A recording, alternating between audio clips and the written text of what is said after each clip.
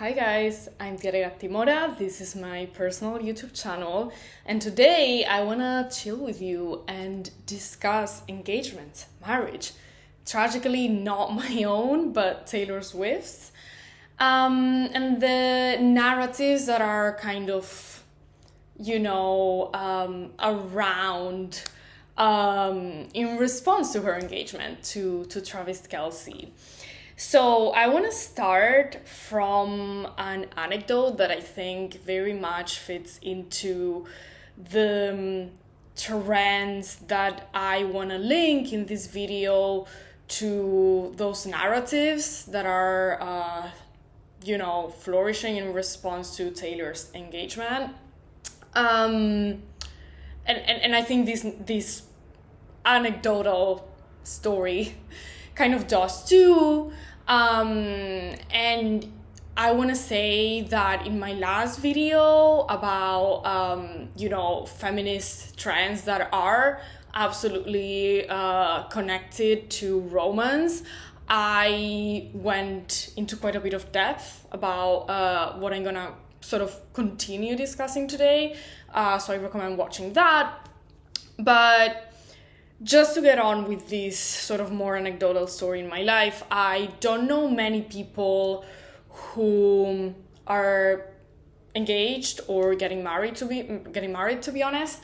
But I have seen some couples up close that are, and I will say at a point I have absolutely felt quite looked down upon by one of them, in the sense that my sort of romantic, if you will, choices, if you will, or should I say preferences, have been sort of scrutinized but also judged negatively, in the sense that there's been a sort of verdict from them, and from her especially, that I haven't, checked the boxes, and that there's a lot of red flags, and that they're based on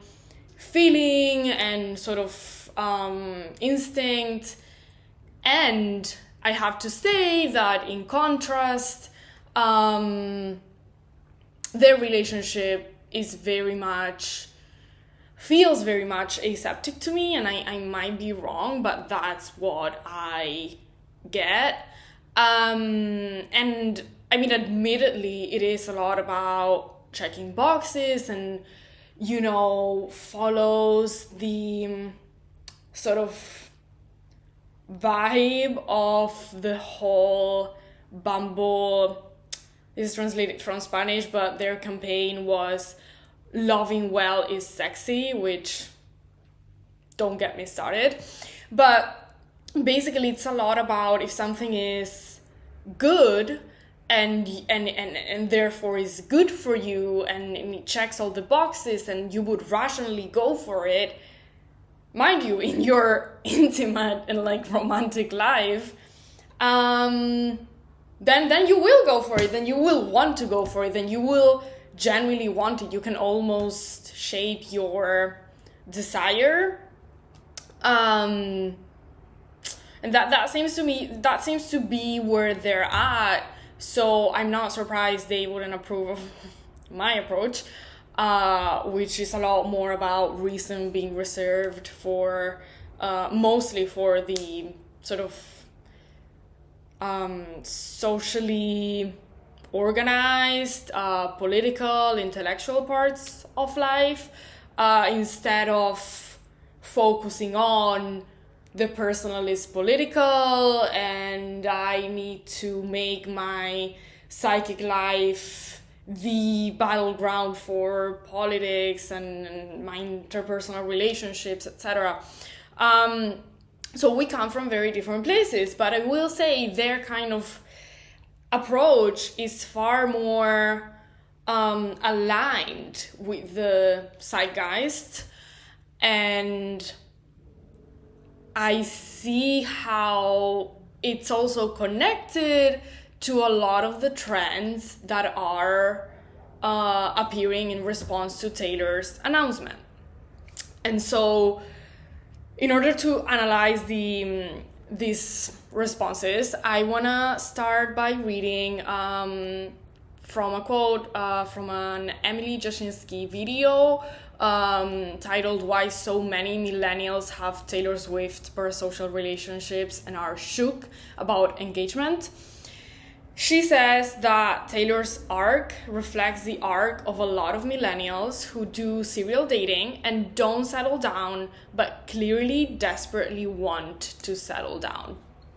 And I want to continue with an Instagram post by my friend, author Roy Galan. If you don't follow him yet, I absolutely recommend that you do. He's brilliant. And what he's written on this topic is the narrative around this seems to suggest that love is a linear process. Progress, an attempt, kissing frog after frog until you find Prince Charming. The idea is put forth that with marriage, there is closure to the conflict that is the encounter with another. So, I found myself very much in agreement with his comments. And my belief is that marriage is offered as the price, if you will, for managing to embody an object in relative control of their inner psychology, basically, as well as having gone through the desirable, what is painted as desirable, but is mostly forceful, professional process of trying out different things, different cities, different countries, different jobs, different flats, different people.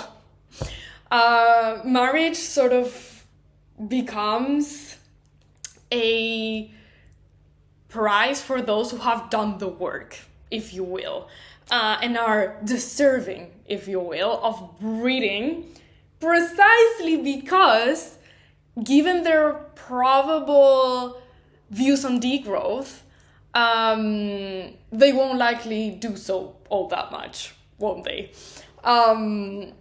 So it's basically reserved to the very same sort of successful professional managerial class that is arguing that we should abolish the family. Meanwhile, capitalism is already doing that for working people, but they're getting married and having babies. Isn't that interesting? I'll also link my video on family abolition. Because by the way, I also link another video that I've done around this, but God forbid you'd married someone from your hometown years before you went through this, journey.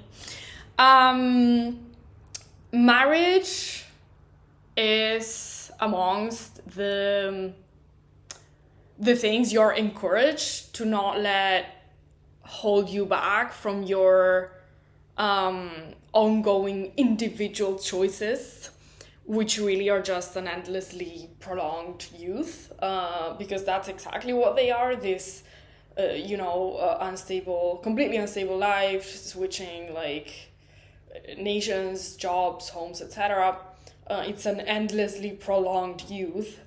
And marriage is presented as a safe space that can only be desirably created by two therapized individuals who are regarded as deserving of stability in one of the few areas of life where it is deemed sort of acceptable, if you will. But because everything else, this is what it comes down to, because everything else is so unstable, what marriage in this scenario ends up being in a lot of instances, it sort of ends up working as in a way where what is sort of the outcome is a sort of stasis.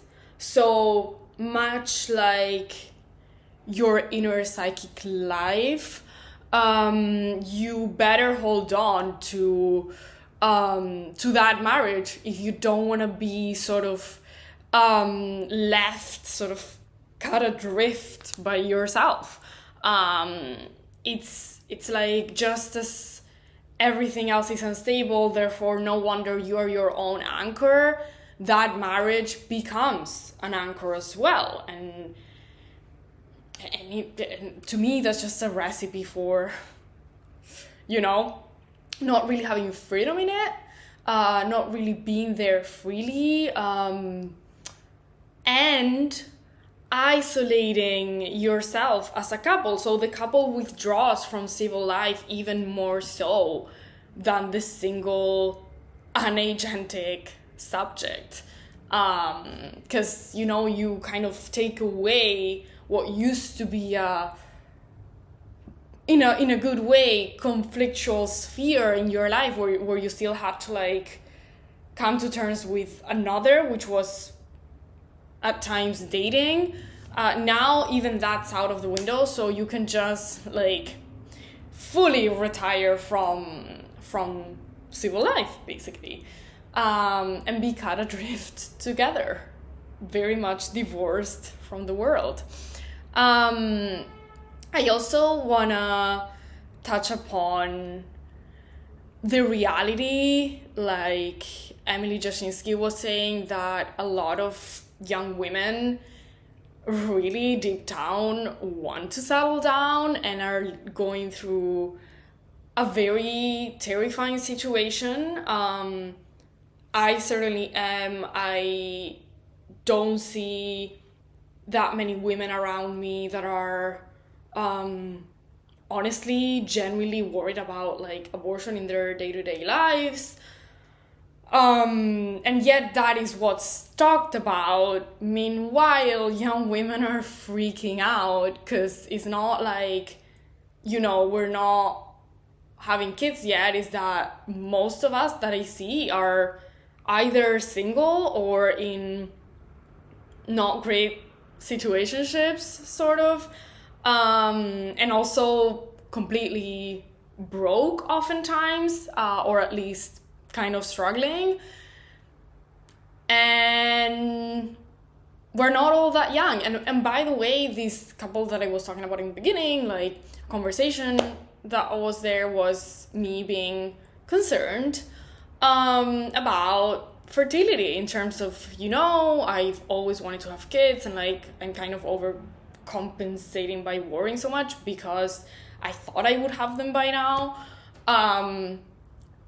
But the response was like, then what should my 38-year-old friends say? You're only in your late 20s. And it's like, I don't want to be cruel, but those women will probably not have kids if they like aren't moving to even freeze their eggs, and it's just being seen or like painted as the unreasonable one. It's pretty insane in my, like, it's just like, are you listening to yourself? Like, out of them versus me, if anything, I'm being reasonable. It's just the entire conversation is completely deranged in my opinion. And I want to give you guys some data, actually, that I collected for an article I wrote for L'Atlante a couple of years ago on the Handmaid's Tale, titled "Liberal Feminism Looks at the Finger Instead of the Moon." So how kind of liberal feminism is looking at the wrong problem. Like I was just saying, in terms of prioritizing abortion, even though women are, honestly not even having that much sex. As shown by an instant press release from September 2022, in Southern Europe, we can observe how there will be increasingly less couples with children. By 2041, one family out of four will be composed of a couple and children. More than 1 in 5 will not have any. And according to the Spanish National Institute of Statistics, women would prefer to have an average of 2 children, in contrast with the average 1.2 they are actually having. So yeah, I'm not insane. Actually, most women, in average, women want more kids than we're having. And Southern Europe, I can tell you, is devastating because the job situation is just beyond awful. And so there's even less of a sort of horizon where you couple up and settle down, basically, than in places that I also am in touch with, like London. And I don't know, it's pretty stressful. I want to also read from an interview to someone who said some interesting things about these topics in Spain, whose author Anaïris Simon, in this interview in El País, titled "I left Madrid because it wasn't the place for me. I don't want to be a 30-year-old teenager." She responds in one of the questions that not having children has a lot to do with what's on the horizon. In my parents' and grandparents' generation, what was on the horizon was progress. In mine, what's there is decay and the total lack of confidence in that progress. I completely agree. The indefinite prolongation of youth reflects the absolute lack, in my opinion, of a subject that is part of an epic historical struggle with a future vision. So, much like I was bringing up in my first video, the cancellation of the future, discussed by Mark Fisher, fundamentally just living in the tonight's gonna be a good night, but there's no real collective project. There's no imagination beyond capitalism and the current organization of the economy. And there's also a lack of historicity and a historical agentic subject that has power over their future. We're completely disconnected from that subject. There's no longer an agentic subject, but also no longer a working class collective agentic subject. If anything, there's disdain for it. And what I'm gonna leave an article down below on this from Damage, but what is hatred of the human fundamentally has taken its place, and that is entirely hopeless and sort of self-diminishing and self-defeating, actually. So we give up on ourselves, retire from Western civil life, and at most get married to someone with no red flags, and for the sake of the planet and the animals have, in the words of Prince Harry, a maximum of 2 children. And I mean, honestly, is there anything sadder than this? I don't know, but I struggle to imagine it. Because this is the total abandonment of hope for humanity. But again, like I constantly bring up, why would people that are happy with this zeitgeist oppose this kind of approach if the part of the zeitgeist itself is this idea that we are viruses on the earth. We're definitely not the historical epic subject. Like, forget that. Like, we're a fucking virus. Worse than animals, annoying to the earth. So as a result of that shift, none of this surprises me. And it doesn't surprise me that marriage is seen as just this sort of prize for the more successful professionals who have kind of tried to get hold of our idiotic polluting selves and minds and have joined themselves to someone else who also has had the decency to do the same, and together they have the decency to only have a couple of babies.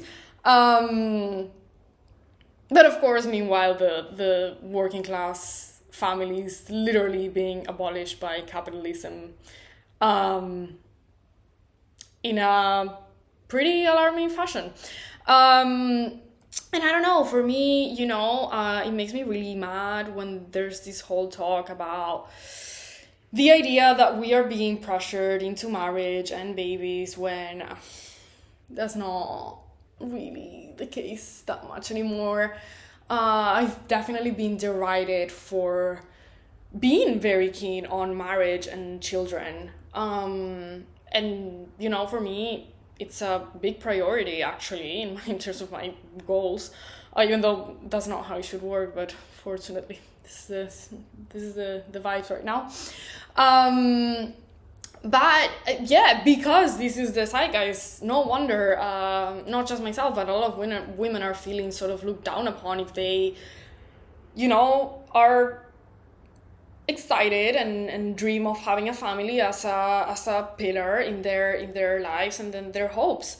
And to me, the reason that not that you need a reason, but why I think I really want that is because to me, marriage, children, a political project that is based on attaining power and actually reaching the best possible material conditions for everyone, and a system that works in a way that follows reason, because capitalism, even though better than the previous systems, has become completely,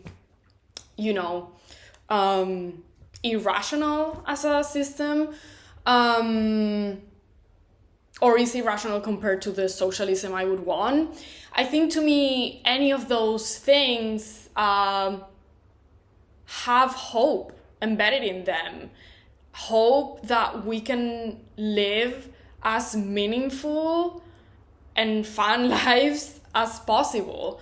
And that we can also progress as much as we have the potential to do so as humans, but at the core of that is profound,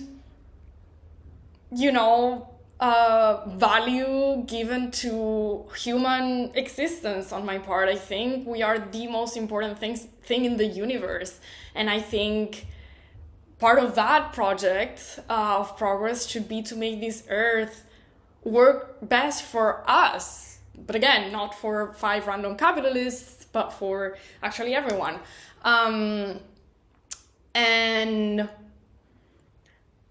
I don't know, it's just shocking to me that